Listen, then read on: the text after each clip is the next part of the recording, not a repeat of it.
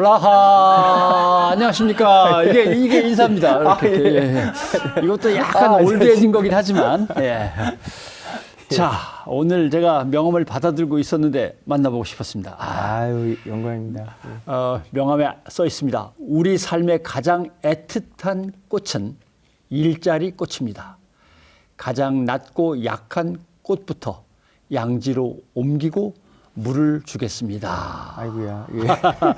자, 서울이 처음 만나는 의원. 서울시 의원 중에서는 최초로 22년 차 회사원이었던 사람.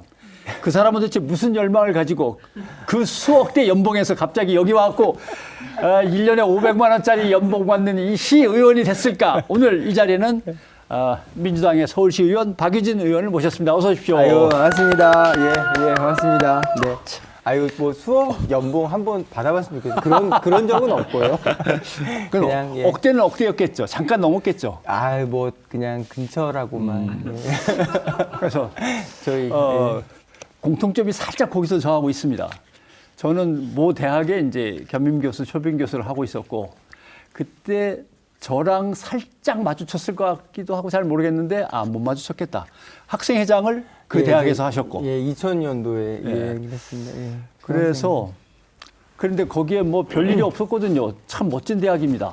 역사와 전통을 자랑하는 훌륭한 대학이었는데 거기서 모 건희라는 분이 갑자기 박사 유지 논문이 문제가 돼가지고 근데 졸업을 해서 그때는 이미 광고 기획사에 들어가 있을 때죠. 예, 그러니까 이제 저 첫 직장에서 이제 삼성전자 광고기획자 미디어 A라고 해서 막 하여튼 잘 열심히 배웠고요. 그러니까 저는 그러니까 정말 22년 차 회사원이라는 게 이제 광고, 브랜드, 마케팅 요 주제로 그냥 마케팅 일을 쭉 해왔던 회사원이었어요.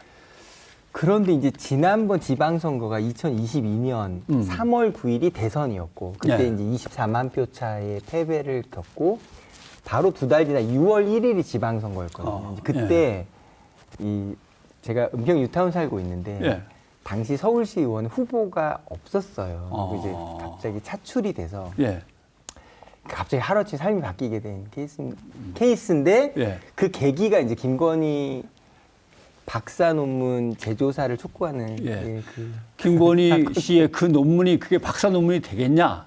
이거는 학교에서 철저하게 재조사해야 된다. 이렇게 해서 그렇게 생각만 하면 되는데 그걸 동창생들을 모아가지고 연명을 해갖고서 성명서를 낸 거죠. 이제 국민대학교 민주동문회라고 민주동문회. 민주동문회 이제 선배 후배 이렇게 해서 한 200여 명이 모여서 학교를 갑니다. 그래서 이제 쫓아갔어. 박사 논문을 지금 당장 재조사해라. 그러지 않으면 우리 학적을 반납하겠다. 이래서 졸업장을 반납해요. 근데 이제 그걸 성명서를 제가 쓰게 되고 이제 선배님들과 같이 학교 찾아가서 이제 집회를 할 때 연설을 저희가 그때 막내였는데요. 이제 막내도 연설하게 됐는데 저의 연설의 한 부분이 그날 MBC 뉴스데스크 헤드라인으로 나가면서 하루아침에 다음날 막 전화 폭발하는 하루아침에 반 김건희 상징 인물이 된 거예요. 그래가지고 저희 이제 회사가 정말 발칵 뒤집어질 지경이죠. 그래서 제가 약간 위메프의 얼굴이었는데 제가 이제 이름 지은 창립 멤버라고 해서 창설 멤버인데 그래서 이제 제가 또 이제 마케팅 실장하고 홍보 실장 하면서 이제 얼굴이 많이 알려져 있었는 상태였거든요. 근데 이제 그래서 회사에 더 이상 부담 줄 수는 없으니까 제가 이제 사직서를 쓰게 됩니다. 책임을 지고. 그래서 한 줄 결론, 김건희 때문에 갑자기 삶이 바뀌게 된 진짜 그런 얘기입니다. 재미난 연결 지점이 많네요. 사실 삼성전자하고 저는 아무 상관이 없는데 남자는 여자하기 나름이에요라고 했던 최진실 씨 맨 처음 삼성전자 광고 그 팀 멤버의 친구들이 있었거든요. 다 친한 친구들이 거기 마침 또 있어가지고 그런 쪽에 계셨고요. 아무튼 이렇게 접점을 갖다 찾다 보니까 별 이상한 접점이 나와가지고 그래서 맨 처음에 정치로 결국은 들어가게 된 거군요. 그러니까 이제 그동안은 제가 이제 22년 차 회사원의 삶이라는 건 제가 이제 총학생회장 시절에 정말로 듣기 싫었던 말이 쟤 나중에 정치하려고 출마했다고. 그래서 저는 이제 22년간 아무도 시키지 않고 관심도 없는데 혼자 증명한 거예요. 저는 그런 사람이 아닙니다. 절대 아닙니다. 저는 그냥 그 시절에 학생들에게 진짜 학생회를 보여주고 싶었던 거예요. 뭐 이런 자기 변명을 좀 해왔던 건데요. 예. 이제 그러다가 정말 윤석열, 김건희 정권이라는 이 믿을 수 없는 사건이 더 이상 이제 말하자면 방관자로 살 수 없게 한 계기가 됐던 거고요. 예. 그때 이제 하필 지방선거가 딱 맞아. 펼쳐져서 예. 갑자기 이제 선출직 공직자의 삶으로 인생의 이제 시즌 2가 시작된 거죠. 그러면 정확하게 민주당의 서울시 의회 의원인데 된 거죠. 은평 제3구인가요? 그런 예, 제3선거구가 가련동, 진관동 지역구 서울의 맨 끝을 그러니까 저희가 또 진짜 저희 집이 창릉천 바로 앞이어서 정말 서울의 끝입니다. 정말. 예. 그래서 다리 하나 건너면 고향. 예. 계곡 멋집니다. 예. 아무튼 진관 외동 내동을 합쳐서 진관동이 된 거죠. 가련 진관. 예, 은평 뉴타운이 정말로 그 서울 지역에 423개 동이 있는데 예. 그 중에서 가장 인구가 많고 이제 땅이 큰 동이 됐습니다. 네. 자, 뭐 시작은 김건희, 윤석열 이렇게 두 사람으로 시작을 했습니다만은 오세훈 서울시장 얘기를 안 할 수가 없습니다. 이게 어쩌다 보니 정말 예. 푸사장님은 저 모르시는 게 없어. 시의회에서 박유진 의원님만큼 진심을 다해 싸워주신 분도 드물 것 같습니다. 감동이었습니다. 저 위에 맞는 거예요? SW님, 예, 박유진 시의원은 오세훈 킬러임. 크크크. 제가 정말 뭐 시장님의 발의 때도 안 되죠. 뭐 가당키나 합니까? 예. 근데 그 제일 유명한 장면을 아까 이제 우연히 김건희 씨의 그 엉터리 논문을 재조사해야 됩니다라고 했던 게 뉴스에 나간 것도 있지만 그때 오세훈 시장 관련해서 뉴스에 나간 장면 유명한 장면이 있습니다. TBS 문제를 제대로 알고 있는 거예요, 똑바로라고 물으니까 오세훈 시장이 편향된 진행자가 나 다시 돌아올 거야라고 한 게 불을 지폈다고. 예.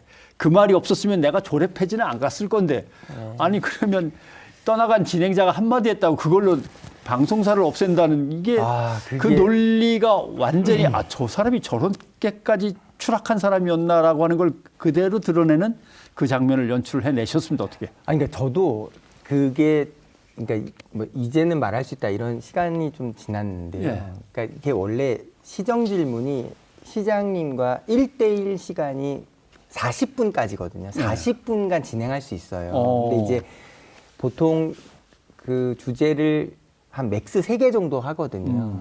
그래서 이제 다음 주제도 중요한 게 있어서 그러니까 고속버스 터미널 지하상가의 또 구토물 문제가 또 심각해서 다음 주제로 넘어가야 돼서 빨리 그 TBS 문제 이 주제를 일단락 시키려고 정리하고 있었는데 그 영상을 다시 보시면 확인하게 할 수 있습니다만 전혀 예상하지 못한 상황에서 제가 뭐 이렇게까지 뭐 사실 저도 방송국을 없앨 생각은 하지 않았는데 그때 그 편향된 진행자 즉 김어준 씨가 나 다시 돌아갈 거야 그 말이 불을 지펴서 시의회에서 행동한 거 아닙니까? 라는 말을 느닷없이 한 거예요. 저 너무 황당해가지고 이제 그게 말이 되는 이야기냐라고 하면서 이제 그때 제가 정말 순간 머리가 하얘졌는데 그 복잡하고 치솟는 울분을 한 문장으로 김어준 씨가 무슨 연쇄살인마입니까? 이렇게 얘기를 했던 것이 이제 많은 이 편집 풍파를.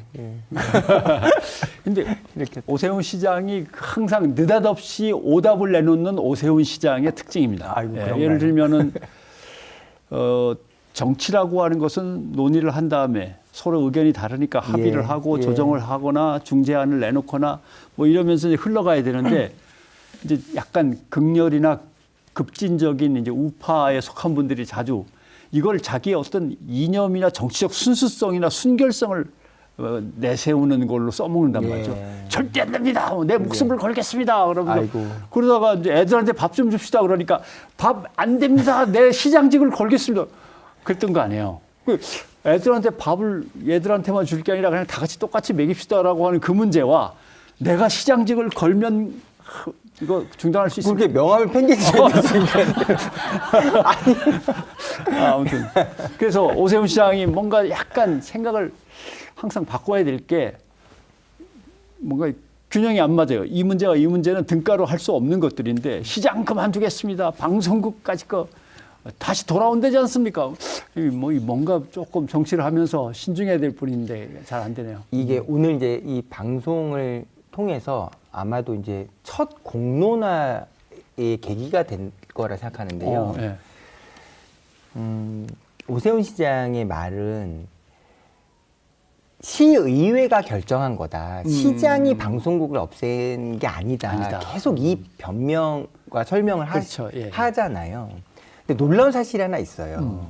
우리가 대통령 거부권으로 윤석열 정권에서 거부권을 뭐 23번을 하고 이런 거 다 뉴스로 많이 들었잖아요. 시의회도 똑같습니다. 시의회에서 조례를 통과시킨다, 그러니까 조례로 결정했다 해도 시장에 일종의 거부권이 있어요. 이거를 이 조례는 좀 문제가 있어 보이니 다시 한번 검토해 주십시오라고 거부권처럼 행사할 수 있거든요. 그러니까 최소한 오세훈 시장의 말이 맞으려면, 즉 나는 방송국을 없앨 생각이 전혀 없었고 시의회의 결정을 그럼 시장이 동의해 줘야지 그걸 반대합니까? 이런 변명은 일종의 자가당착이에요. 정말로 시장이 방송국 이거 없애는 건 말이 안 된다고 생각을 했다면 아무리 7대3 구조의 국민의힘 다수인 지금 11대 서울시 의회에서 지원 폐지 조례 같은 걸 통과시켰다 해도 제의 요구할 수 있어요. 이거는 말이 안 되는 조례고 다시 하십시오라고 하면 대통령 국회 거부권 똑같이 뭐 제적위원회 3분의 2 찬성 이런 룰에 통해서 다시 표결할 수 있거든요. 그러니까 그런 모습을 했었어야 정상이죠. 그러니까 사실은 어떤 실제적으로 행정 집행을 담당한 부서의 최고 권력자가 돼가지고 그 사람이 민주적인 원리와 원칙 질서 안에서 뭔가를 하는 게 아니라 내가 그래도 총 집행 책임자인데 그 정도는 내가 힘으로 누를 수 있겠지, 밀고 갈 수 있겠지라고 마구 하는 것이 상당히 위험한 발상이거든요. 그 오 시장과 제가 이제 가능하면 개인의 감정과 상관없이 항상 이제 오 시장님 이러면서 내일 깍듯하게 이름을 이렇게 명칭을 붙여드리는데요. 그러니까 이제 오 시장이 저랑 또 시정질문 통해서 이야기할 때 이게 많은 시민들이 상식적인 수준에서 되물을 수 있는 내용이거든요. 아니, 당신 말대로 편향됐다고 치자. 그럼 편향됐다고 하는 사람이 오 시장은 아니 그게 그 김어준 한 명이 아니고 여러 명이었어요. 여러 명이었다. 그래, 여러 명이라고 거론된 사람들 다 중간에 프로그램 하차하고 나갔잖아요. 그럼 편향됐다고 공격했던 사람들이 다 나갔으면 문제가 해결돼야 될 거 아닙니까? 근데 편향됐다고 말한 사람들은 그 사람대로 내보내고 아무 죄 없이 남아있는 사람들은 방송국을 없애버리는 결정을 한 것은 어떻게 문제 해결을 했다라고 물어볼 때 할 말이 있겠어요. 그렇죠. 그러니까 이게 지금 모순의 모순이 계속 이어지는 과정. 그러니까 뭔가 민주적으로 공론화시키고 의견을 물어보고 거기에 대해서 자기 의견을 내놓으면서 조정해 나가는 기본적인 과정을 기다리지도 않고 그 과정에 대해서 신념이 없는 것 같아요. 제가 보기에는 그 정치의 저런 모습은 안 되는데라는 생각을 저는 하면서도 이제 이 주제를 이야기할 때 약간 저만의 이런 그 스케치가 하나 있는데요. 저는 이렇게 표현하거든요. 오 시장의 현재 마음 상태는 말하자면 대학 입시 사수생 같은 심정인 거예요. 사수생. 네 번째 서울시장이거든요. 이게 무슨 얘기냐면 이분의 원래 꿈은 어쨌든 그 대학 합격이라는 게 대통령이 되는 거라고 치고 내가 목표했던 대학에 합격을 해야 하는데 계속 사수를 하고 있는 거예요. 그러니까 사수생의 심정이라는 게 어떤 심정이겠습니까? 언제나 행복할 수가 없죠. 내가 정말로 이루어야 될 목표 앞에서 계속 멈춰 있고 계속 공회전하고 있다는 생각이 들기 마련이잖아요. 예. 그러니까 그런 결과가 어떻게 돌출되냐면 느닷없는 결정, 느닷없는 언행이 튀어나와요. 그러니까 저는 그게 항상 마음이 차분하고 뭔가 정돈되어 있는 상태의 소통이 아니고 뭔가 억눌려 있고 정말로 하고 싶은 말은 따로 있는데 다른 사람의 눈치 때문에 할 수 없었던 이야기 같은 상황에서 뭔가 말할 수 있을 것 같은 분위기가 갑자기 열리면 툭 튀어나온다고 봅니다. 아, 그런 게 이제 말을 듣고 나니까 상당히 짠하네. 네, 그렇게 느껴집니다. 예. 근데 그 다음 장면도 있어요. 실제로 11대 서울시 의회가 개원하자마자 이 얘기가 나온 것이고. 그런데 제1호 국민의힘 의원 전원 발의였어요. 전원 발의. 전원 예. 합의 1호 조례가 상당히 의미가 있거든요. 근데 이제 1호 발의를 의장과 원내대표가 다 같이 이제 전 국민의힘 시의원들의 총의를 모아서 총을 모아서 당의 1호 조례라고 한 것이 이제 지원 폐지 조례였던 거죠. TBS 지원 폐지 조례. 예. 예. 그런데 이 정도로 뭔가 심혈을 기울일 만한 자기들의 총력을 기울인 거면 사실 공청회도 열고 뭐 공론화 작업이 공청회가 몇 번 있었죠? 한 번? 사실상 없다고 말할 수 있는 거고요. 저런. 이제 저는 그 시정질문 때도 이 주제로 몇 번 비슷한 얘기가 반복됐었는데 당 차원에서 1호 조례안을 TBS 방송국을 없애버리겠다는 의지가 발현된 TBS 방송국을 이제 지원하겠다는 조례를 폐지시킨 거거든요. 예. 그러니까 이제 돈줄을 끄는 거잖아요. 완전히. 예. 저는 그런 정말 어처구니 없는 발상과 또 실제 행동은 이렇게 봐요. 선거를 이겼다는 것을 어떤 전리품을 챙기듯 우리가 다수당이 됐으니 거의 10여 년 동안 어떻게 할 수 없었던 이 서울시에 우리가 전리품을 획득했다라는 것으로 TBS 방송국을 날려버렸어. 저 잘했죠. 이 말을 듣고 싶었던 저 잘했죠를 거예요. 중앙당을 향해서 중앙당 그리고 당 자기들을 뽑아준 지지자들을 위해서 정말로 우리는 이거 할 수 있는 사람이에요. 뽑아만 주시면 이렇게 잘해요. 할 수 있는 식으로. 사람이에요. 라고 결정한 거죠. 그때 사실은 이제 소수당이었으니까. 맞습니다. 뭐 7대3. 지금도 그렇고. 여전히. 그때 모여서 야 이렇게 되면 이거 말이 안 되지 않냐? 뭔가 어떻게 하지? 이렇게 논의 같은 것들이 시작이 됐겠죠. 이게 정말 슬픈 얘기인데요. 이 7대3 구조라는 게 어떤 의미냐면 30% 즉 36명의 민주당 의원이 있거든요. 111명 중에서. 이 36명 민주당 서울시 의원들은 전원 투표에 불참을 하던 전원 반대표를 던지던 전원 집단 삭발을 하던 70% 표결에 아무런 영향을 못 미쳐요.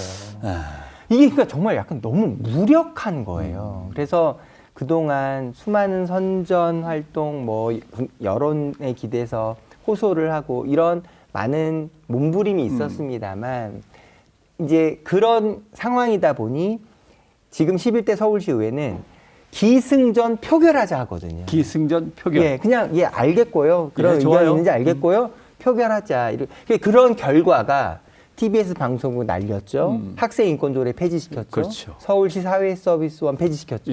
서울 여성공예센터 날렸죠. 그러니까 뭐 셀 수가 없어요. 예, 그러니까 말하자면 한 줄로 박원순 색깔 지우기는 정의다. 우리의 운명이다. 거의 이런 그렇죠. 결사적인 정신으로 그러니까 강행한 거죠. 자기들의 정치적 정체성이나 뭐 순결성을 갖다가 뭐 내세우려고 하는 건지는 모르겠지만 항상 일을 그런 식으로 처리를 하는 것. 그런데 그럼 결국 서울시 의회 국힘 소속 의원들의 생각도 오세훈 시장하고 거의 그냥 뭐 다를 바 없는 이게 이제 우리 제가 잘해요. 이 정도로 해요. 의원분들과 얘기하다 보면서 좀 느꼈던 흥미로운 점인데요. 처음에 11대 서울시의회가 딱 이제 열렸을 때 이게 실제로 어떤 의미냐면 국민의힘 의회 76명의 의원분들 중에서 재선 의원분들은 어떤 상태냐? 11대 서울시 의회인데요. 예. 무려 7대 서울시 의원이었다가 예. 11대 의회에서 재선이 된 경우예요. 오. 8대, 9대, 10대는 박원순 시장 시절이거든요. 네. 그때는 90%가 민주당 서울시의회였어요. 그러니까 지금 현재 11대 서울시의회 재선 혹은 3선의 국민의힘 의원이라고 하면 어떤 의미냐면 7대 최소 예. 7대 때 서울시 의원이었다가 10년을 견딘 거예요. 밖에서. 그동안 그러니 얼마나 절절한 마음으로 의회에 왔겠습니까? 그러니까 11대 서울시의회는 회의가 열렸는데 정말 결연했어요, 분위기가. 10년 만에 정권 창출했고 이제 드디어 우리의 본때를 보여줄 때가 됐다. 일사천리로 간다. 이래서 국민의힘에서는 어떤 TF가 만들어졌냐면 비정상의 서울을 정상화한다. 이래서 서울시 정상화 TF라는 걸 정상화 만들었거든요. TF. 예. 하는 일이 뭐냐면 박원순 시장 3대에 걸친 서울시 8대, 9대, 10대에 예. 만들어졌던 조례들 중에서 조례를 일괄로 취합해서 예. 아마 핵심어가 한 5개 정도 됐어요. 시민, 복지, 민주 이런 단어들이 들어간 조례들을 쫙 뽑아서 그걸 없애는 작업이 그 TF의 활동이었어요. 예. 그래서 그 과정이 순서대로 쭉 조례들을 날리고 있었거든요. 그런데 시간이 돌아와서 어떤 사건이 벌어졌었냐면 그게 이제 하필 지난 총선 때 시기에 쭉 순서를 그러니까 조례를 없애는 작업을 진행하다가 시기가 겹쳤던 거예요. 예. 기억하시겠습니다만 일장기 달면 안 된다. 공공장소에서. 공공장소에서, 예. 그런 일제 시대를 미화하거나 찬양하는 류의 행동은 할 수 없다라는 조례가 있었잖아요. 예. 그걸 없앴던 없애는 거예요. 거죠. 예. 그래서 당시 한동훈 그 대표였죠. 누가 정신 나가 이런 일을 하냐 이래서 거의 징계한다는 분위기로. 근데 그게 배경이 뭐였냐면 그런 순서대로 민주당 박원순 시장 때 만들어졌던 민주당 색깔이 강하게 드러났다라고 판단한 조례들을 순서대로 쭉 없애고 있었거든요. 그 시기가 그때 딱 겹쳤던 것 뿐이에요. 정말 황당했던 일. 서울시를 지금 예를 들어 주셨는데 중앙도 마찬가지입니다. 실제로는 김대중 노무현 두 대통령의 10년을 잃어버린 10년이라고 그럼요. 생각하면서 그렇게. 우리가 울분을 참으면서 10년을 버텼는데 하면서 이명박 박근혜로 갔는데 또 다음번에는 박근혜 윤석열 탄핵이라고는 두 대통령의 탄핵도 역시 또 이것도 자기네들이 잃어버린 세월, 빼앗긴 세월이라고 하면서 이게 극우 정치의 어떤 밑바탕이 되고 있는 거거든요. 그게 이제 서울시의 경우는 예.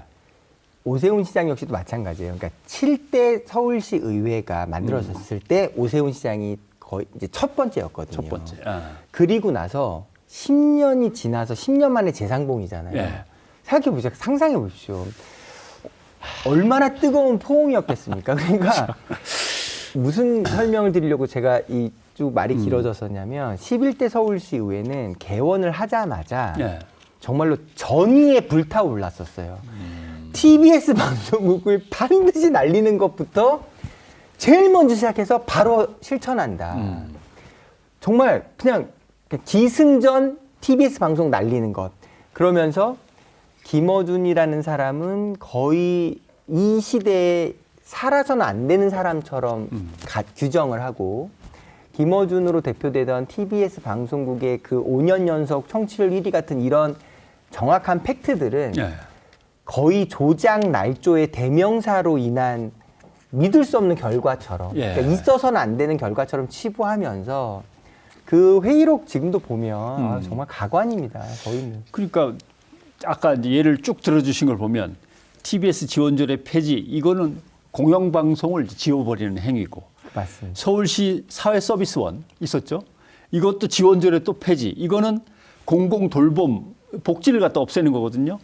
그다음에 학생인권조례도 교육의 공공성 내지는 이런 것들을 없애는 거고 또 뭐 있나 뭐 등등 결국 의회와 서울시의 행정 정책 자체가 시민을 돌보고 서울시를 발전시키는 공공으로부터 멀어지거나 거부하는 움직임들이 공통적으로 쭉 흘러가고 있는 거거든요.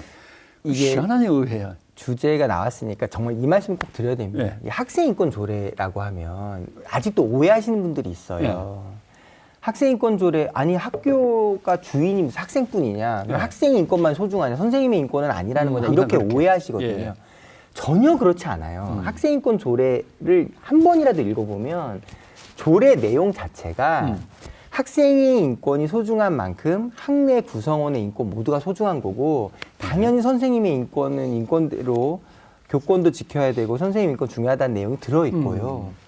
원래 이 학생인권 조례 서울시가 제일 먼저 만들었을 때 이 내용의 원전이 UN 아동인권 협약의 내용을 한글로 번역한 번역해서, 수준이에요. 예. 그러니까 너무나 당연한 상식적인 내용들이 인권 선언에 들어있거든요. 근데 이걸 어떻게 악용하고 왜곡하냐면 학생인권 조례에 이렇게 써 있거든요. 학생은 뭐 피부 색깔이든 인종이든 뭐 이념이든 이런 걸로 인해서 차별받으면 안 되는데 너무 당연하잖아요. 예.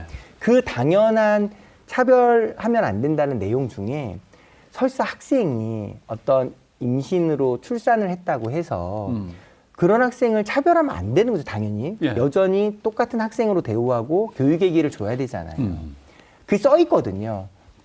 이런 경우 뭐 성적 지향이나 인종이나 피부색이나 출산이나 이런 걸로 인해서 학생을 차별하면 안 된다라는 이 당연한 얘기를 예. 학생인권 조례가 출산을 종용한다. 성적 정체성, 타락을 갖다 그러니까 버리는 뭐 동성애를 조장한다. 이렇게 해석하는 건 이건 정말 문해력의 문제인 거죠. 그게 그 말이 아니잖아요. 그럼 저는 정말 되묻고 싶은 게, 아니 그러면 설사 어떤 일로 인해서 학생이 임신을 했다고 하면 그 학생은 수업을 들으면 안 됩니까?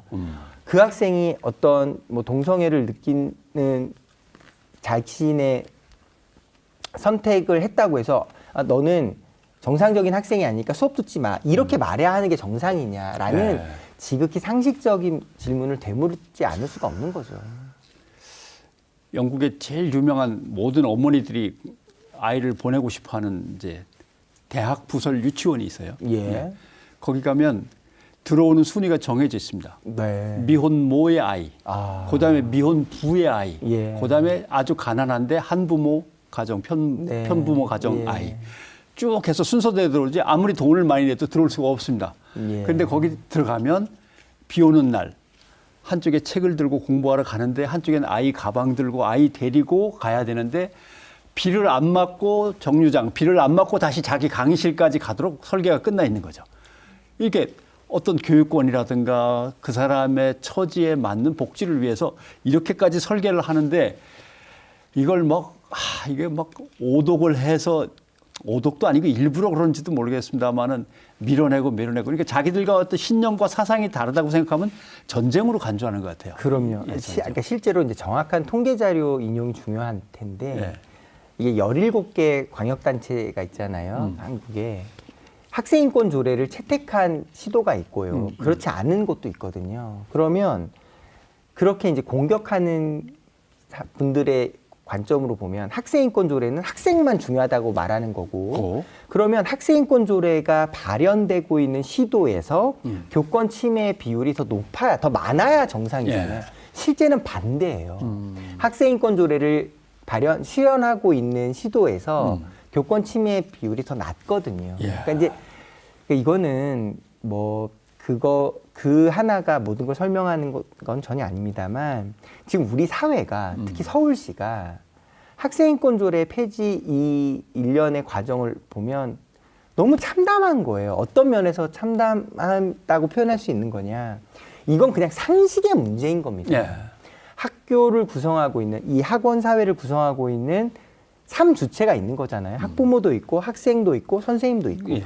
이 모든 3주체가 다 교육의 주체고 모두가 서로의 처지와 입장을 살펴봐야 하는 거죠. 그걸 진짜 저는 74년생인데요. 예. 저희가 초중고 다닐 때만 해도 정말 그 남자 중학교, 남자 고등학교 뭐 구타가 일상이고 뭐 얼차려가 일상이고 그런 거 다 저희가 겪은 세대잖아요. 예.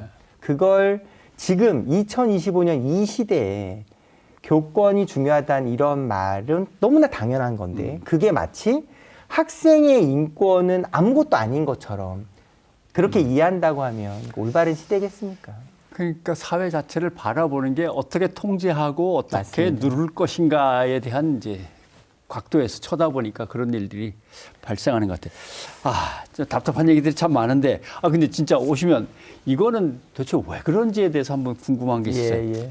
오세훈 서울시장이 옛날 환경운동연합에 시민 상담실장인지 뭐 그런 거 했었어요. 예, 법률도 했었고. 예, 그다음에 민주사회를 위한 변호사 모임에 가입돼서 자기가 맡은 것도 환경 쪽이었어요. 맞습니다. 환경 예, 전문위원. 그 서울시 당시 이제 시장이 되고 인수위원장으로 최열 당시 이제 최열 사무총장이 씨, 예. 했었죠. 그만큼 이제 환경 운동에도 진심이었던 때가 있었어요. 근데 이 양반을 가만히 보면 아무튼 한강을 사랑하지 않고 종묘를 사랑하지 않고 남산도 별로 사랑하는 게 아니고 환경을 사랑하지 않아요. 이 양반은 희한한. 근데 어떻게 환경 쪽 일을 갖다 그래도 봤다고 경력으로 맨날 내세울 수도 있는데 그걸 한강 버스는 왜 그럴까요? 한강에 뭐가 있길래 그렇게 집착을 예. 할까요? 그러니까 저는 이제 하여튼 TBS라는 이 공간에서 예. 지금 이런 주제로 이야기한다는 게 약간 목이 메어요. 이게 약간 그렇죠. 무슨 부조리극에 지금 출연하고 있는 뭐가 좀 느낌이 인지부조가 드는데요. 있죠, 예. 그러니까 저는 이제 세상은 실제 3D 입체잖아요. 예. 근데 그거를 2D 평면처럼 생각해서 말하는 것이야말로 가장 큰 오해를 만드는 배경이라 생각합니다. 정확히 그러니까 이제 보시는 것 같아요. 윤석열 대통령이 펼쳤던 외교라는 게 정말 우리 옛날 또리 장군 나오던 그 방공 영화처럼 예. 미국과 일본과 한국은 자유민주주의로 한 편이고 나머지는 다 우리의 적이야. 예.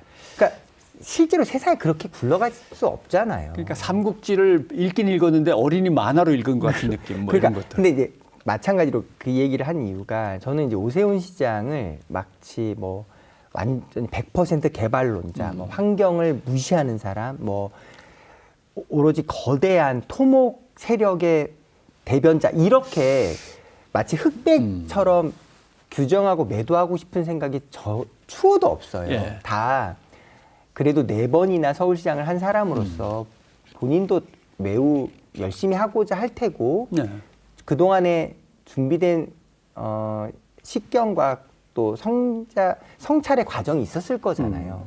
근데 뭐가 아쉽냐면 뭐가 아쉽냐. 예. 그러니까 저는 그 조바심이 느껴지는 거예요. 그러니까 내가 4번이나 서울시장을 했는데 네. 이건 오세훈이 만들었지. 이런 말이 있긴 있는데 네. 다 슬픈 얘기거든요. 저런. 나온 얘기가 그래서 오세이돈, 뭐 그래서 뭐 한강에 뭐가 그래서 광화문 태극기가 뭐가 그러니까 자꾸 그러니까 내가 말 그대로 이명박 시장의 청계천처럼 이거 하나는 잘했지.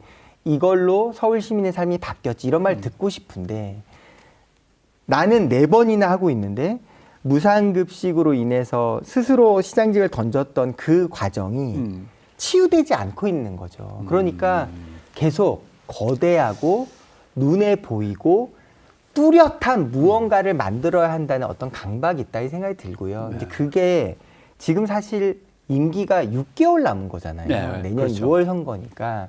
그런데 그 안에 서울링이라도 도장 찍고 사업을 시작하고 싶은 거고 TBS 방송 같은 것도 그냥 불가역적으로 정말 다시는 김원준이 돌아올 수 없는 구조를 확정짓고 싶고 한강버스 같은 것도 이제 그런 조바심에 저는 몸부림을 생각하는데 이 말이 중요합니다.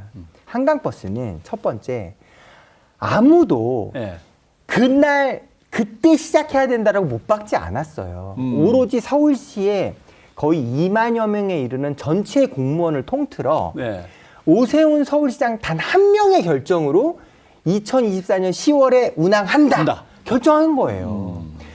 그래 일이 어떻게 진행됐냐면 준비된 과정은 전혀 없는데 시장이 2024년 10월에 운항한다라고 선언해 버리니까 그 선언이 맞으려면 이때까지는 선착장이 완료돼야 되고 이때까지는 배가 들어와야 되고 그렇죠. 이게 다 역순으로 예. D-Day가 만들어진 겁니다. 그러니까 엉터리 배 만드는 업자한테는 돈을 계속 얹어주면서 그렇죠. 빨리 달라고 그러고. 원래 정상적인 거래라면 자 우리 배를 만드는데요 누가 하실 건가요? 그러면 서로 제가 이렇게 경쟁력 있는 배를 만들었습니다. 그런 거 PT에서 예, 잘하시는 사람을 선정해야 정상적인 과정이잖아요. 진실은 그 시기로 못을 받고 모든 일이 추진되니까 할 수 있는 사람이 없는 거예요. 그러니까 아무도 배를 못 만드는 거예요.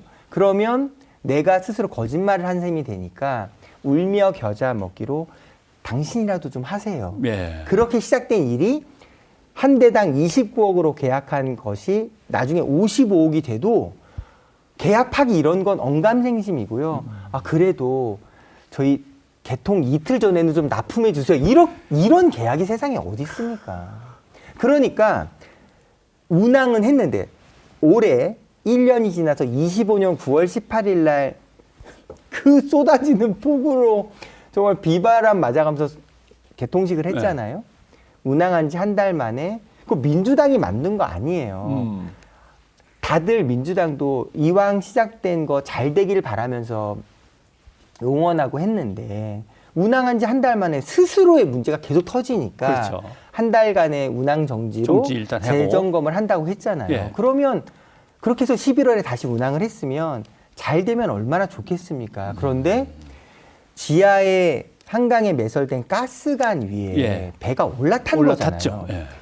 거의 200톤에 육박하는 196톤의 무게의 배를 예인선 서울시가 2대를 보유하고 있는데 한 대당 20톤 끌어갈 수 있어요. 네. 얼마나 준비가 안 된 사업이라는 증거입니까? 그러니까 196톤 배를 20톤짜리 예인선 2대로는 예인한다는 것 자체가 불가능하고 더군다나 그 올라탄 가스관이 비록 콘크리트로 덮여 있습니다만 그 무리하게 끌어가면서 이를테면 가스관이 훼손된다고 하면 정말 초대형 사고잖아요. 예. 이런 정말 믿을 수 없는 일은 오로지 오세훈 시장 혼자의 결정으로 이날 개통한다, 이날 준비된다, 이날 문제 없다라는 걸 혼자 말하자면 거칠게 표현하면 북치고 장구치고를 시장 혼자 다 한 거예요. 이건 너무 문제가 심각한 거죠. 그럼 종묘는 이게 또 이게 지금 저는 약간 걱정스러운 게 이 방송을 보시는 시민분들이 점점 시간이 지날수록 마음이 편해지는 게 아니라 계속 지금 고혈압 약을 안 먹어도 될 정도를 지금 저희가 만들고 있거든요. 고구마를 500개 먹고 체해서 쓰러지는 한이 있더라도 한번 들어보십시다. 예, 진짜 이 종묘는요. 이 오해를 꼭 바로잡고 싶어요. 지금 이제 오세훈 시장의 말은 강북구의 주로 지역구를 두고 있는 대다수의 민주당 국회의원들은 직무유기다. 아파트, 도시개발, 주택공급 이런 거를 그렇게 본인이 피를 토하고 호소했는데 다 반대하고 무산시키고 꼼짝 안 하면서 강북이라는 공간을 퇴보시킨 장본인이 그들이면서 지금 세운상가 앞을 가봐라. 거의 정말 사람이 살 수 없는 벽돌이 무너져서 인명사고가 날 것 같은 이 말도 안 되는 공간을 만들어 놓고서 이걸 그나마 재개발해서 서울다운 실제 시민들에게 제대로 된 삶의 질을 만들어 드리고자 하는 서울시의 의지를 민주당이 다 막고 그러면서 무슨 반대할 자격이 있냐 이런 얘기를 계속 하거든요. 아니에요. 종묘 계획은 2009년에 애당초 시작이 당시 이명박 대통령과 문체부 유인촌 장관 시절에 오세훈 시장이 입안에서 용적률 800%대 높은 빌딩을 짓겠다고 했던 것을 유인촌 장관이 반대해서 문화재청이 반대해서 추진되지 못했던 거예요. 그걸 박원순 시장이 돼서 국제공모전까지 거치면서 무려 13차례에 걸친 지난한 과정을 거쳐서 문화재청이 합의한 용적률 660%대에 50m, 70m 이렇게 합리적인 계획안을 완성을 한 거고요. 예. 그걸 2018년에 관리계획인가 또 2020년에 관리계획 처분까지 다 통과시켜서 그 계획대로 착공이 됐으면 예. 2023년에 끝나는 거예요. 완공돼서 예. 끝날 일이에요. 예. 그렇게 되는 그걸 되기 위해서 지금 그 화면에서 보셨던 세운지구 4구역이라는 그 엄청난 땅을 싹 밀었잖아요. 그 결과까지 만들었거든요. 그런데 달라진 건 딱 하나, 중간에 시장이 바뀐 것뿐입니다. 21년도에 보궐선거를 통해서 오세훈 시장이 당선되자마자 자. 그 2023년까지 완공될 계획이 예. 올스톱되고요. 예. 그리고 느닷없이 땅이 밀린 이후에 예. 용적률 1100%라는 145m짜리 빌딩을 종묘 길 건너면 바로 코앞에다 지어놓고 광각으로 찍은 조감도를 들고 나와서 흐릿하게 처리한 건물 놓고 그림자가 안 생긴다. 그 화면의 3분의 1을 하늘로 만들어 놓은 그림에서 이게 하늘을 덮여 보입니까? 이런 황당무계한 질문을. 그러니까 종묘 세운상가를 시의원과 연결하는 나누세요. 녹지대가 어쩌고저쩌고 하는 건 다 핑계예요. 관심도 없던 거죠. 그냥 자기는 용적률을 키워서 높이려고 하는 것밖에는 목표가 없었던 것 같이 보여요. 종묘에서 남산까지 쭉 세운상가가 이어지잖아요. 예. 그걸 허물고 이제 잔디와 나무가 심어지면 말 그대로 통경축이라고 주장하는 게 누가 봐도 그거는 정말 아름다운 모습일 거예요. 예. 그런데 이건 절반의 진실이거든요. 뭘 상상하면 되냐면 뉴욕의 센트럴파크 엄청 그죠. 근사하잖아요. 예. 그 정도 폭이 아니에요. 고작 100m 정도의 그 폭을 이제 나무를 심고 한다는 건데 센트럴파크 같은 정말 빽빽한 자연을 느낄 수 있는 나무숲이 아니고요. 말하자면 그냥 가로수 정도예요. 쭉 심는다는 그런데 거죠. 그 양옆으로 145m 이르는 빌딩들이 쭉 늘어서는 겁니다. 그거는 조감도상에 조감도에 속으면 안 돼. 근사해 보인다 싶지만 그건 정말 말이 안 되는. 그리고 가다 보면 종로 한번 끊기고 청계로 한번 끊기고 길이 계속 있으면서 끊기는데. 그리고요, 결정적으로 그 145m 높이라는 것이 말하자면 그 주변의 땅은 어쩌면 좀 극단적으로 얘기하면 해가 안 뜨는 그렇죠. 그늘을 만들 수 있어요. 그러니까 그 통경축이라는 거는 조감도상에 볼 때 남산도야 보인다야 남산까지. 정도일 것뿐인 거지. 예. 그건 그 옆으로 세워진 빌딩으로 인한 좀 심하게 표현하면 해 떠는 시간 내내 그늘인 땅이 될 수 있습니다. 그걸 어떻게 자연 친화라고 말할 수 있겠어요. 그러니까 왜 그런 무리수를 둬가면서 결정적으로 이번에 이제 한겨레에서 정말로 열심히 취재해서 이걸 만든 것은 제가 회사 이름은 거론하지 않겠습니다. 민간에게, 그러니까 이제 그게 한 60% 이상 SH 땅이고요. 민간에게 돌아갈 수 있는 땅의 27%를 한 회사가 다 이미 땅을 매집해 놓은 거거든요.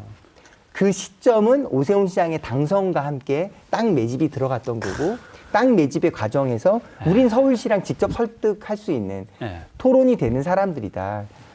믿어도 좋다. 이런 얘기는 추론할 수밖에 없는 거죠. 이건 이 질문에 답을 해야 합니다. 도대체 그런 세운지구의 초고층 개발에 누가 돈을 버는 거냐? 누가 돈을 어떤 세력이 이 뒤에서 실제 실행을 만들고 있느냐를 따져봐야죠. 근데 그런 얘기는 이런 방구 없이 통경축을 보면서 멋진 조감도, 그 조감도 확정도 아니에요. 얼마든지 바꿀 수 있거든요. 제가 제일 이제 이번 시정질문하면서 제가 그 다음 차례라서 기다리고 있었는데요. 조감도를 펼치고서 국민의힘 시의원과 문답을 하잖아요. 답답하십니까? 기가 눌립니까? 아니, 베스트 댓글에 이렇게 써 있어요. 그 광각으로 사진 찍으면 63빌딩도 이쑤시개만큼 보인다고.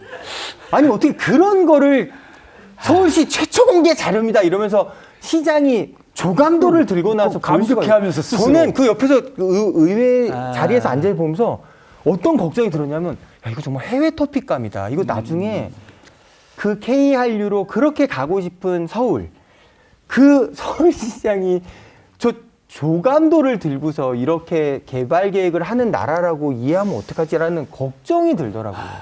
지금도 사실은 가난한 사람들이 가난하게라도 버텨보겠다고 했던 익선동 외국인 관광객들이 벌떼처럼 지금 몰려들고 있잖아요. 나름대로 서울의 문화나 역사나 내력 같은 거와 연결을 시켜야 되는데 지금 판타지가 없어요. 대 기자님도 저도 런던을 간다고 치면 네. 런던에서 우리가 반드시 돈을 주고라도 구매하는 여행 상품이 하나 있거든요. 그게 뭐냐면 골목길 투어예요. 참 멋있죠. 모든 사람들이 너 영국에 템즈강 가고 뭐 영국 링 보고 그런 거가 영국이 아니고 박물관 꼭 가보고 그 영국의 골목길 투어 거기 꼭 가서 펍에서 꼭 네. 먹어야 된다. 네. 그런 게 기꺼이 돈을 쓰게 하는 여행 상품이잖아요. 저는 정말 이 서울에 뭐 예, 이게 또 이 방송이니까 정말 명토바가 말씀드리고 싶은 게 지금 민주당도 그리고 서울시 의회도 그리고 대다수의 서울 시민들도 종묘학 개발 자체를 반대하는 게 아닙니다. 네. 문화재도 지키면서 종묘도 살릴 수 있는 안을 이미 지난한 과정을 통해서 이미 다 합의를 마쳤거든요. 한 50m, 70m에 다 국제 공모전을 통해서 아름다운 설계안도 나와 있고요.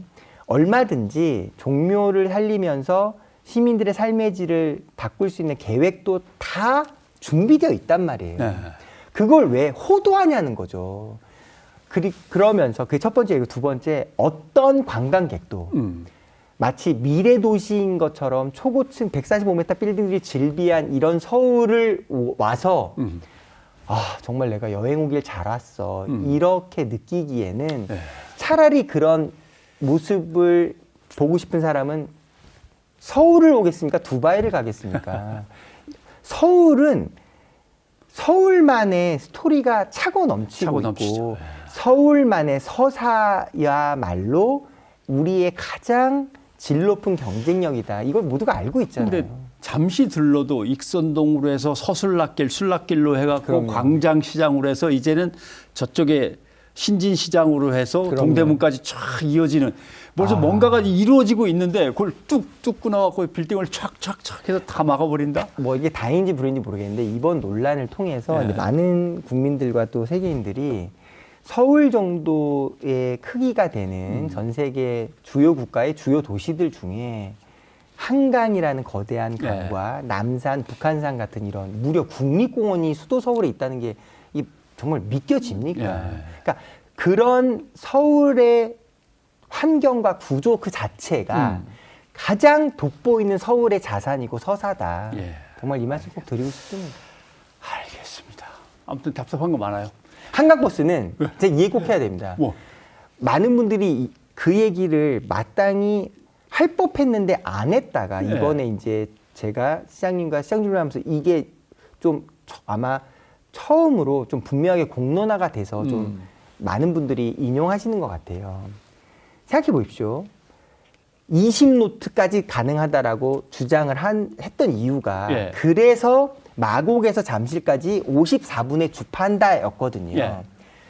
주요 급행 다 내려가면서도 54분이면 주파한다였거든요. 실제 결과는 2시간 7분이잖아요. 그러니까 2시간 7분 버스는 없죠. 근데 그걸 왜 우겼느냐가 이번에 공론화가 된 거예요. 왜 우겼어요? 왜 그토록 우겨가면서 54분의 주파가 되고 그래서 버스다라고 우겼냐면 실제로 속도가 그렇게 안 나온다는 거 알고 있었거든요. 서울시 은폐했어요. 다 시험 조사로 20노트 불가능한 거 서울시 알고 있었음에도 불구하고 그냥 강행해서 최대 속도 20노트도 가능하다? 그러면 여유 있게 해도 54분이면 주파한다. 이런 거짓말을 계속한 거거든요. 이유가 뭐냐? 이번에 서울시 대중교통 조례를 바꿨어요. 한강버스라는 배도 대중교통 수단으로 인정하게끔 조례안을 바꿔놔요. 그래서 한강에 다니는 그 배도 버스다라고 성격을 재조정해서 규정을 했고 그 진짜 이유가 바로 뭐냐? 버스는 준공영제 원칙 하에 운영되는 적자를 시민의 세금으로 메워주게 되어 있거든요. 이걸 만든 거예요. 그냥 밴데, 그러니까 유람선과 똑같은. 유람선이죠. 유람선과 똑같은 그런 밴데, 이걸 굳이 버스라고 우겨서 대중교통 지원 조례를 바꿔서 예. 버스라고 규정을 새롭게 했더니 한강버스는 운영되는 버스상의 운임 수익에 관한 적자는 시민 세금으로 메꿀 수 있게 구조를 만들어놨습니다. 그러니까 이거는 그토록 지금 한강버스, 주식회사 한강버스는 민간 기업이라고 주장하고 설명하고 있고, 이거는 뭐 시민의 세금 아끼는 방법이었다. 이거는 정말 현명한 방법이다. 이렇게 말씀을 하시는데, 진실은 구조는 민간 기업인 것처럼 외향을 갖춰놨지만 해놓고. 진실은 버스가 아닌 걸 버스라고 규정해서 결국 한강버스가 운영되면 운영될수록 벌어지는 적자가 거의 연간 몇십억이 넘거든요. 그건 서울 시민의 세금으로 계속 메꿔야 하는 구조를 만들어놨다는 것. 이게 진짜 해야 될 이야기입니다. 결국 그것은 뭔가 한강 르네상스를 그래도 된 게 있다고 치적을 설명해야 되는데 없는데 조급하게 이루려고 하다 보니까 아마 저는 오 시장 스스로도 이런 학습이 됐다고 봐요. 뭐냐면 세빛둥둥섬의 전례가 있는 거죠. 그렇죠. 세빛둥둥섬을 만들어 놨더니 아무리 외양이 근사하다 하더라도 운영비의 적자에 대해서 대책을 안 세워놓으면 흉물된다는 걸 배운 거예요. 그러니까 한강버스는 애당초 그렇지 않도록 시민의 세금을 끝없이 계속 매년 투입할 수 있도록 구조를 만들어놨던 거죠. 실제로 호주 시드니 가서 오팔 카드 이렇게 되면 예를 들면 서큘러 키라고 하는 핵심 스테이션 같은 경우 배가 들어오고 예. 우리 한강버스 같은 배가 맞습니다. 들어오고 경전철이 있고 전철이 있고 버스가 있어요. 택시가 있고 예. 이게 내 걸음으로는 1분 거리에 다 1분 거리 있어. 1분. 배에서 내리면 1분 거리 아니면 3분 거리에 다 있어요. 그야말로 대중성과 예. 공공성, 편의성을 다 갖춘 건데. 열 몇 개 노선에 선착장이 전부 다 해서 40몇 개인가 50몇 개인가 예. 이렇게 돼. 그러니까 이 구조 속에서 그게 얘기하신 대로 나름대로 스스로 이득을 남겨가면서 지속 가능하게 이 설계가 끝나야 이게 대중교통망이라고 부르는 거지. 배 그냥 억지로 만들어가지고 이번 시정 질문의 백미가 뭐였냐면요. 저는 이제 진짜 지금 말할 수 있다. 저 진짜 놀랐어요. 약간 시정 질문을 하는데 진짜 순간 머리가 하얘지더라고요. 그러니까 저는 뭐라고 얘기했냐면 이 한강버스 관련된 모든 과정은 오로지 시장님만이 이날 운행한다. 이때까지 배 들어온다. 아무 문제 없다. 대중교통이고 버스다. 오로지 시장님만이 정의해서 규정해서 관철시켜서 끌고 왔다는 거예요. 그런데 결과는 뭐냐. 24년 10월에 운행한다라고 단언했던 것이 25년 봄이 됐다가 여름이 됐다가 9월이 된 거예요. 1,700억이나 되는 사업에 돈을 쓰는데 운행기를 4번에 걸쳐 무려 1년 뒤에나 연기했고 연기를 해서도 한 달이나 운항 정지가 되고 지금 11월에는 강바다 가스 관로 위에 얹힌 이런 황당한 상황을 만든 것이 제가 22년 차 회사원으로서 여쭤본다. 이렇게 일하는 사업 책임자 회사에서 정상적으로 다닐 수 있겠냐. 그렇죠. 저는 제가 기대했던 거는 시장님께서 맞습니다. 이 사업은 서울시 공무원들은 아무 죄가 없습니다. 다 제가 결정해서 제가 시켜서 하는 일 뿐이고 누구보다도 열심히 성실하게 이 지시를 수행해서 너무 고생 많은 사람들이고 저를 탓해 주십시오. 제가 생각해 보니까 제가 좀 급했고 준비되지 않은 걸 제가 밀어붙였고 이 책임을 통감합니다. 저는 이렇게 이야기를 하실 거라 생각했어요. 근데 답변이 뭐였냐면 아니 저는 보고받은 대로 전달했고 제가 무슨 거짓말을 했습니까? 아니 그 시점에 된다고 해서 된다고 한 게 잘못입니까? 얘기를 하는 순간 제가 아니 내가 지금 태국어로 이야기한 건가? 내가 무슨 이게 언어 전달이 제대로 안 됐나? 저는 정말 그렇게 말씀하실 거라는 전혀 생각 못했어요. 그러니까 이거는 사업의 책임자가 시장이고 시장이 결정해서 된다고 해서 여기까지 이끌어온 거잖아요. 그런데 지금 와서 아니 왜 약속이 안 지켜졌습니까? 거기에 대한 책임은 안 느끼십니까? 라는 질문에 당신이 시장이었어도 된다고 보고받고 된다라고 얘기한 건 잘못이 아니다. 일은 잘 될 수도 있고 안 될 수도 있다. 저는 이 정도의 소통을 어떤 회사원이 한다라고 하면 저는 회사 오래 다닐 수 없다 생각해요. 근데 그 얘기가 나왔으니까 사실 시장이 독단적으로 행정 집행을 이런 식으로 하거나 예산을 남용하거나 엉뚱하게 실패를 거듭하거나 하는 것을 감시 감독하려고 의회가 있는 거잖아요. 맞습니다. 그러면 서울시 의회가 나서서 서울 시민의 대표로서 이런 것들을 다 정리해내거나 개선하거나 아니면 막아야 되는데 민주당 의원들은 여기서 이렇게 뛰고 있고 한쪽에서는 도대체 뭘 하고 있길래 일은 이렇게 흘러가는가. 그러니까 서울이 뭔가 정치적으로 너무 좀 심하게 예, 뭐 아니, 고소하라고 표현해야 될지 모르겠지만 서울이 서울을 사랑하지 않아요. 이건 문제가 저는 있는 것 이제 정말 민주당 서울시 의원으로서 이렇게 얘기할 때마다 정말 너무 죄송해요. 그러니까 이게 기승전 저희가 이게 7대3 구조화에서 7대3 구조 이런 말을 할 때마다 정말 진짜 너무 괴롭거든요. 네. 그게 다 저희가 잘못한 결과이고 시민들의 주권자들에게 선택받지 못한 대가를 치르는 건데 그래서 그게 정확한 현실임에도 불구하고 그걸 이유라고 말씀드릴 때마다 진짜 막 너무 참담하거든요. 그런데 화살을 딴 데로 돌려서 근데 예. 서울시 의회 실제를 보잖아요. 그러면 진짜 이렇게 저는 정말 이렇게 현타라고 하죠. 정말 내가 뭘 하고 있나 이런 생각을 여기 와서 지금 뭘 하고 있나 자문하게 되는 게 그런 논쟁이 붙잖아요. 네. 그러면 정말 운명 공동체처럼 서울시장이라는 우리의 지도자를 결사옹위하겠다는 거의 여기가 북한이다 이런 생각이 들 때가 많아요. 이 공동체를 넘어서서 뭔가 이게 그러니까 평상시에는 저랑 같이 얼마든지 합리적이고 시민적 차원의 대화가 되던 의원님조차도 그런 진영 대결 같은 구도가 들어가는 순간 정말 거수기를 자처하시거든요. 예. 너무 참 슬픈 일이라 생각합니다. 근데 진짜 화살을 바꿔서 예. 그럼에도 왜 양자 대결을 하면 오세훈 시장은 이렇게 높게 나올까요? 그러니까 저는 일종의 이제 이 여론조사는 우리가 이미 충분한 학습이 있었잖아요. 예. 저는 여론조사를 정말로 그걸 주제로 삼고 얘기한다면 그것만으로 정말 2박 3일감이라 생각해요. 지금은 저는 이제 질문 구조 자체가 민주당의 후보들은 분산되어 있어요. 예. 근데 국힘은 그냥 오세훈으로 딱 정해놨거든요. 그러니까 이미 이 질문의 룰 자체가 절반의 고지를 꾸려놓은 거예요. 그러니까 기본적으로 민주당의 누구를 지지합니까? 어떤 사람이 좋을 것 같습니까? 라고 하는 의사결정은 판단이 분산될 수밖에 없어요. 뭐 이분도 좋은 것 같고 이 사람도 대안인 것 같고 그러니까 민주당에 대한 생각을 할 때는 나의 생각은 분산된 지점에서 판단을 하는 거고 네.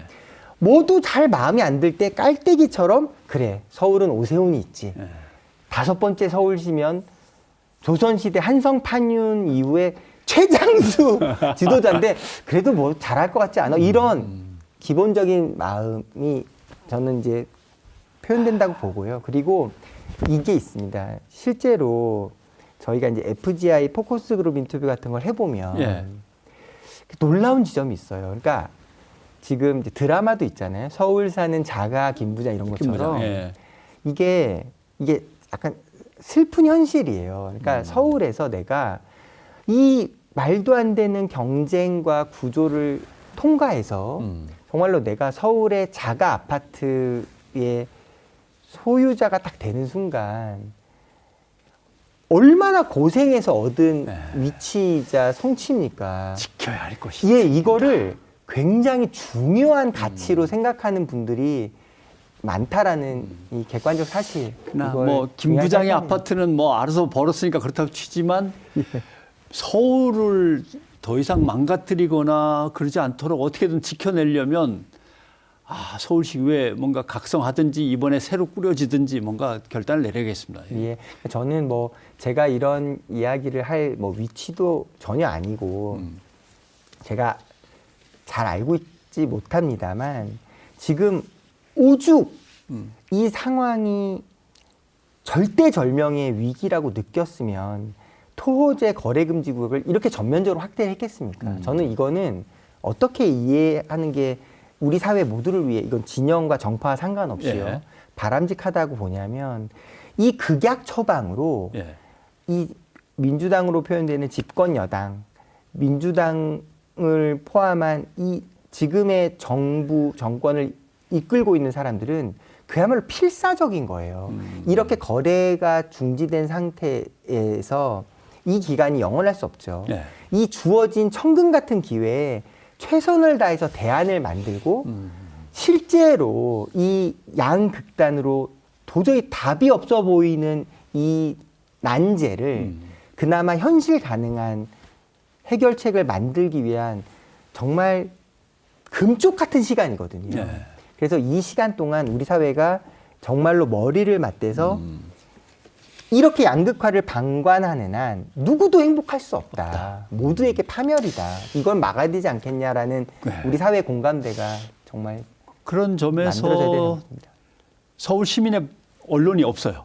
다 중앙 언론이지. 예를 들면 제가 오늘 그 말씀을 드리고 싶어갖고요. 진짜. 대전일보, 뭐 맞습니다. 청주신문, 그다음에 뭐 부산일보 이렇게 지금 우리 시대는 중앙이 서울로 등치되는 등치된 이런 서울도 구조가 지역인데 되니까. 맞습니다. 그 지역을 지금 얘기하신 것들을 끝까지 추적해서 시민들한테 소상히 알리고 문제를 제기하는 언론이 존재하지 않는 거죠. 맞습니다. 중앙 정치하다가 시장도 중앙 정치인이니까 가끔 등장했다가 사라지고 등장했다 사라지지만 서울 자체를 중요하게 생각하는 서울의 언론은 사실 없습니다. 사실 부동산 주제는 정말 말하기 너무 거대한데요. 사실 부동산은 명확한 지점이 있습니다. 예. 그러니까 서울에 대한 부동산 관점과 서울을 제외한 다른 지방의 부동산 관점은 온도차가 완전히 다르거든요. 예. 근데 이걸 자꾸 그냥 부동산이란 주제로 믹스해서 내가 유리한 지점을 인용해서 공격에 쓰고 있으니 이게 문제가 해결이 되겠습니까? 민주당으로서는 부동산 참 다르게 어렵고. 근데 지금 질문이 들어왔어요. 예. 다반님,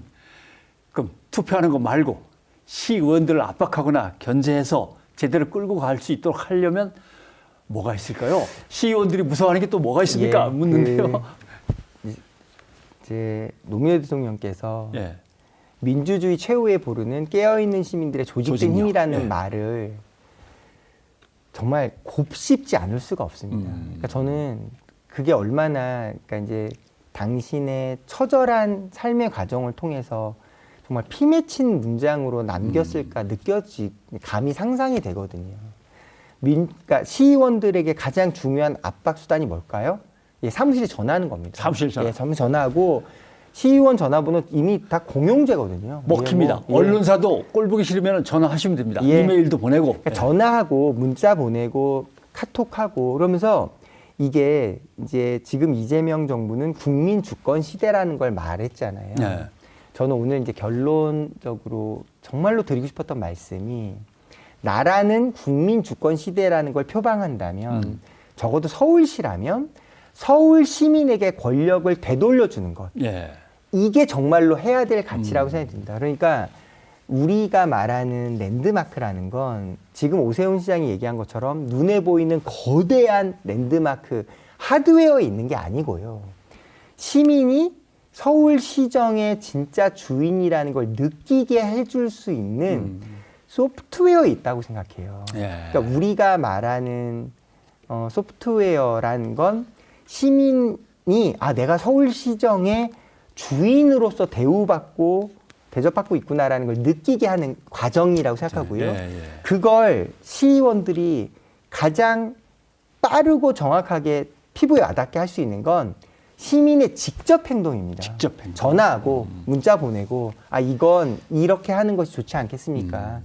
그게 지역에서든 뭐 지역이 아닌 서울시 전체의 관점에서든 사실 우리가 대의민주주의 제도잖아요. 예. 그러니까 지금 저희 선출직 공직자들은 서울 시민의 의사를 대의해서 대리해서 공론장인 의회라는 공간에서 갑론을박을 하고 있는 거잖아요. 예, 저희는 이제 선출직 공직자의 가장 중요한 의무는 주권자를 잘 모셔야 하는 거고 그 뜻을 제대로 반영시켜야 되는 게 저희 의무인 거고 잘 못하면 이제 직접 행동하는 거죠. 예, 바로 알겠습니다. 정확하게 요구하는 거. 자, 의원님 한마디 한마디 소중하다고 촌철살인의 공감 100배라고. 예, 전화하면 되는군요. 맞습니다. 그리고 여쭤보고 싶은 건 사실 많았어요. 예. 아까 잠깐 나왔는데 고수터미널 그 지하상가의 상인들의 어떤 어려움을 갖다가 늘 해결해 주시려고 애쓴 것도 기억나고. 예. 공실률 지도는 만들어졌나요? 지금 이제 아마 저는 올해 저희가 26년 6월까지가 임기잖아요. 예, 임기 전까지는 어떻게 해서든 좀 가장 측정 가능한 데이터가 반영된. 왜냐하면 서울시가 있는데 빌딩들이 있는데 임대가 안 나가고 쫄딱 망해가는 지역이 있고 잘 나가는 지역인데 그걸 지도로 만들어서 딱 보면 어느 쪽이 개발이 덜 되거나 이게 확연히 드러나야 되는데 그러니까 이제 그 지도를 만들자라고 하셨던 그러니까 거고. 이게 유명한 문장이 있잖아요. 측정할 수 없으면 평가할 수 없는 거죠. 그렇죠. 그러니까 정확한 측정부터가 모든 의사결정의 출발일 텐데요. 여기서 광고기획 출신이신 게 확 드러나는 것 같은 느낌. 남산 터널 통행료 절반 없앤 것도. 이거 진짜 제가 약간 좀 겸연 적어서 한 번도 말을 잘 못했는데요. 지금 이제 나가는 그러니까 남산에서 강남으로 빠져가는 나가는 쪽 터미널, 그러니까 터널 통행료. 징수는 없어진 거죠. 없어져요. 왜냐하면 들어오는 거야 혼잡 통행료를 낸다 그러지만 나가는 거야 뭘 낼 게 없어. 그거 만든다고 정말 좀 그동안 서울 시민들이 계속 거기다 돈을 내리라고 고생했는데 없애셨습니다. 그게 무려 26년간 연간 한 150억씩의 거의 공돈이 생기는 과정이거든요. 그러니까 못 없애는 거예요. 근데 이건 너무 간단한 논리거든요. 두 지점 간 가장 빠른 길이 직선이고 그 직선을 위해서 터널을 만든 거잖아요. 그러니까 탄소 배출 절감 시대에 가장 최단 거리를 운영하게 하는 게 우리가 해야 될 일인데 가장 최단 기간을 간 사람은 벌금을 내게 하고 그게 싫어서 돌아가면서 탄소를 막 뿜뿜뿜 내뿜는 사람은 아무 터치를 안 한다는 게 이 형용 모순이죠. 아무튼 여쭤볼 건 참 많았습니다. 근데 이제 뭐 끝나야 될 시간이니 언제든 불러주십시오. 소방관들 3조를 1교대, 2교대를 뒤집어 놓으신 것도 소방관분들이 진짜 말이 안 되는 조건이었어요. 왜냐하면 3조 2교대에서 일주일은 낮에 일하고 밤에 자고 그 뒤 2주는 밤을 새면서 일하는 거예요. 몸이 어떻게 견뎌내겠나. 되겠습니까? 그래서 그걸 이제 다 3조 1교대로 전면 시행으로 이제 바꿨습니다. 결국 말씀을 듣고 보면은 결국 소상공인과 노동자들에게 대한 관심이나 이런 것들이 다른 의원들하고는 좀 차이가 있는 것 같은 느낌을 확 받았고 부족하고요. TBS 편을 많이 들어주신 것도 사실은 TBS에 남아있는 또는 TBS에서 갑자기 피해를 받은 이 억울한 노동자들의 문제 제가 TBS 정말 고맙습니다. TBS 이런 지금도 이게 현장에서 애써주시는 이 TBS 노동자, 방송 노동자분들을 보면은 좀 울컥울컥해요. 이게 지금 이 방송을 보시는 시민분들 좀 알아주셨으면 좋겠는 게 우리가 한 달만 월급이 끊겨도 진짜 살기가 너무 어려운데 1년이 넘는 시간을 정말 월급 한 푼 없이 이걸 견딘다는 건 저는 진짜 거의 독립운동 수준이라 생각하거든요. 이런 방송인들이 있다. 정말 내가 다른 일 얼마든지 할 수도 있고 그런 기회와 선택의 열망도 크지만 남아있는 동료, 이 180명에 이르는 이 남아있는 동료들을 우리가 지켜야 하고 우리가 30년이 훨씬 넘은 이 지역 참여형 시민 공영방송이나 이 방송의 가치를 여기서 멈출 수 없다. 이런 게 이게 세상에 이런 일이 있다. 이런 분들이 실제로 서울시에 있다라는 건 정말 그렇죠. 훈장 드려야 될 일이라 생각합니다. 사실은 오세훈 시장이 이 지점에서 제일 제가 싫어하는 부분인데 사실은 폭력이에요. 맞습니다. 누가 봐도 이거는 린치에 해당하는 맞습니다. 폭력인데 자기는 어디 가서 얘기할 때 꼭 의로운, 정의로운 뭐 분노처럼 얘기를 한단 말이죠. 이건 서울시장이 해야 할 수 있는 일이 아니고 이건 폭력입니다. 그러니까 진짜 거듭 말씀드리고 싶은 게 정치는 정치고 방송은 방송입니다. 다른 거예요. 각자의 길과 역할이 있는 거잖아요. 근데 이거를 내가 자수당이라고 해서 나한테 듣기 싫은 말을 했던 사람들을 편향이라고 규정해서 다시는 방송할 수 없도록 정리하는 것, 그게 우리의 정의야라는 말이 사실이라면 세상은 지옥이 되는 거죠. 그렇습니다.